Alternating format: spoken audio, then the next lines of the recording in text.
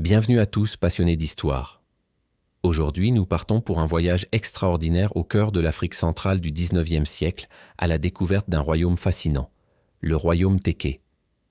Imaginez-vous sur les rives majestueuses du fleuve Congo, où s'étendait l'un des plus influents royaumes africains. Un territoire où le pouvoir, la spiritualité et le commerce s'entremêlaient harmonieusement sous l'autorité d'un souverain pas comme les autres, le Makoko. Le royaume Téké n'était pas un simple territoire délimité par des frontières. C'était un véritable carrefour des civilisations, un point de convergence où se croisaient marchands, diplomates et voyageurs venus des quatre coins de l'Afrique centrale. Au cœur de cette effervescence, le Makoko régnait en maître, non pas comme un simple monarque, mais comme un gardien des traditions millénaires. Remontons à l'aube du XIXe siècle. Les Téké avaient développé une société remarquablement organisée. Leur génie, avoir su tirer parti de leur position stratégique entre le fleuve Congo et les routes commerciales terrestres. Le sel, le cuivre, l'ivoire. Ces richesses transitaient par leur territoire, faisant du royaume un acteur économique incontournable.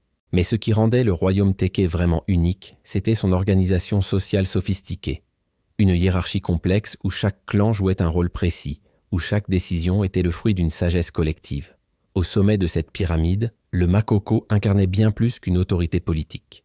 Il était le trait d'union entre le monde des vivants et celui des ancêtres, le garant de l'équilibre cosmique. Les Téké avaient développé des techniques artisanales remarquables.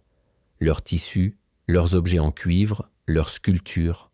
Chaque création témoignait d'un savoir-faire ancestral transmis de génération en génération. Ces artisans n'étaient pas de simples producteurs. Ils étaient les gardiens d'un patrimoine culturel inestimable. Le commerce, véritable colonne vertébrale du royaume, ne se limitait pas à de simples échanges de marchandises.